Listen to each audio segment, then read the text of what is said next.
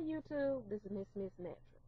Well, the last video that I did was, I'd say, about a week and a half, maybe 2 weeks ago.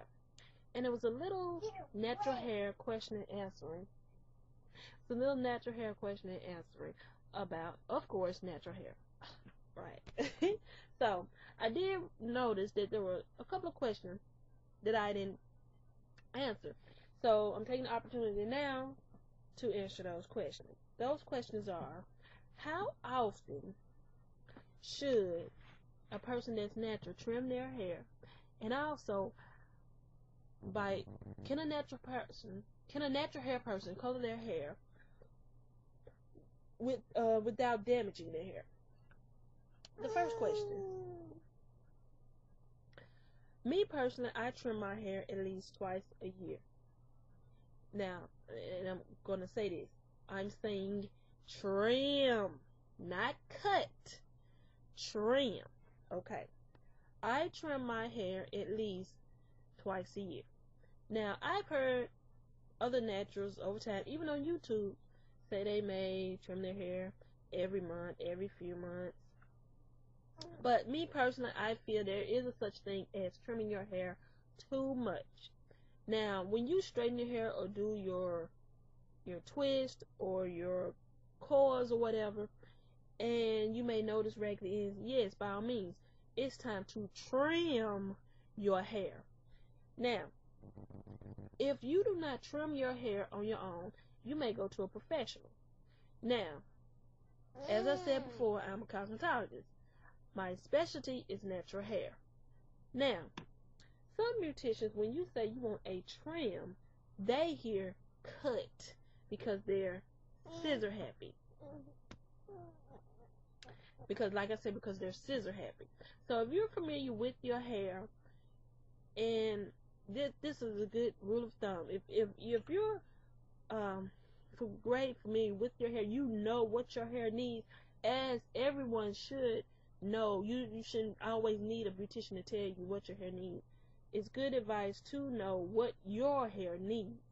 If you see that you need a certain amount, it could be half an inch or whatever, trimmed off your hair, that's what you tell them to trim. Don't let them go in there, oh, you need more than this, you have this and that. If you don't see that yourself, if they can't show where that is, do not have that much trim off of your hair.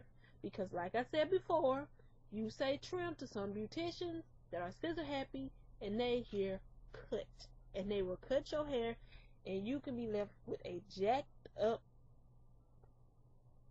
hair style. And I've had numerous ladies tell me that this is happening, not just natural hair ladies, just ladies period. When you go to get your trim, make sure they hear trim, not cut. Okay. Now, back to the topic. Like I said, I do mine at least twice a year. So when you straighten your hair or two straight twists, whatever, and you see you don't have any issues on the ends of your hair, you don't need a trim. So don't do it. Okay. When you start noticing different things, and then when you know, okay, it has been a while since I trimmed my hair, I need to trim my hair. Yes, by all means, trim your hair, but don't be excessive with it. Now, the next question. Can a natural hair person color their hair without it causing any harm? Yes. I'm a natural hair lady, and I do color my hair, and I don't know if you can see, but I've been natural since 2008, and I have been coloring my hair for at least 2 years, I believe. And I use Textures and Tones. I used that product when I was relaxed, and I also use it now. I have not had any issues with that product. It's great on my hair, and I'm responsible with it. That's the thing about color.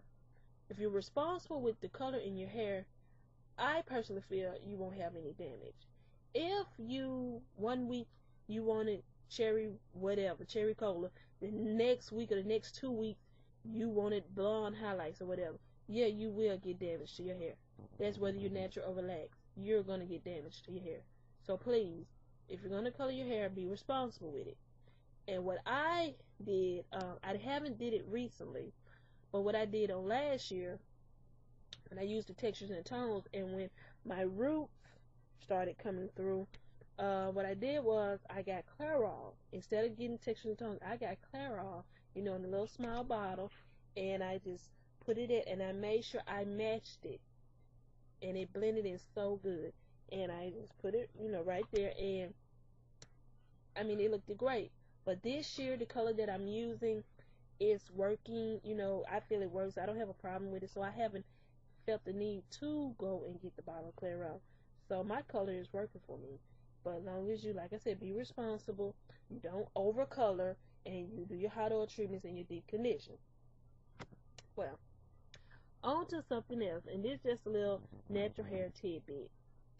And I'm stating this because, like I said, it's not just for a natural hair person. Relaxed people can do this as well. We all have to treat our hair sometimes. And we tend to, because I do it as well, to go and get certain type of products and treatment to treat our hair. If you're in need of a protein treatment, for which I'll be doing this weekend, instead of going out buying a product, use an egg.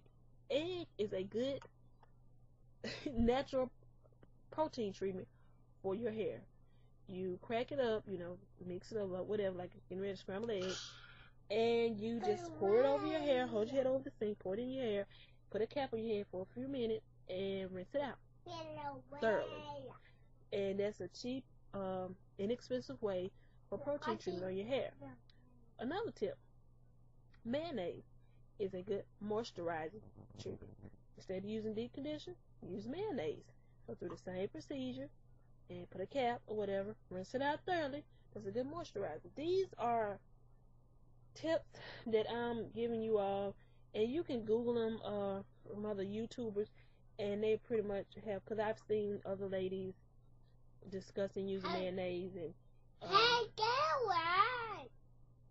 egg as well for protein. So that's an inexpensive way to treat your hair. And it's nothing wrong if you choose to go out and buy certain products, because I still do that from time to time myself.